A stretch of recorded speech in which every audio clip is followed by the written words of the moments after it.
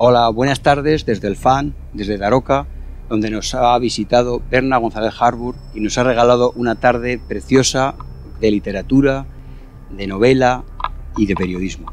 Está también con nosotros José León, concejal de Cultura de Daroca, que quiero que nos comente un poco qué es para Daroca participar en el FAN. Además, Daroca, que es uno de los participantes, casi de los más veteranos desde la segunda edición.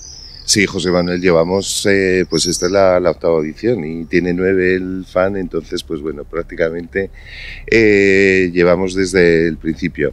¿Qué supone para Daroca? Pues bueno, en primer lugar conocer a escritores de talla nacional que si no podrían venir a esta localidad, entonces de entrada eso, y luego pues bueno, es una marca de identidad que cada vez se está haciendo más grande en Aragón, entonces participar de este FAN Daroca junto con todas las poblaciones de Aragón pues es un elemento muy positivo. Berna, ¿qué has sentido al entrar en una ciudad como esta, tan llena de historia y tan llena de cultura?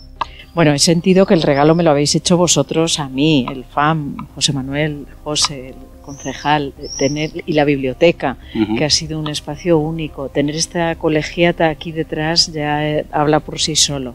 Y sobre todo, encontrarme con esas personas que han asistido a la charla, que han participado, que han preguntado tan dinámicamente, y ver que hay tanta vida cultural más allá de los circuitos en los que solemos estar, que solo acudimos a las grandes ciudades, estamos en Madrid, en Zaragoza, en Barcelona, y llegar a una ciudad como Daroca y encontrar tal cantidad de lectores con tanto nivel y tanto interés por la literatura ha sido el regalo.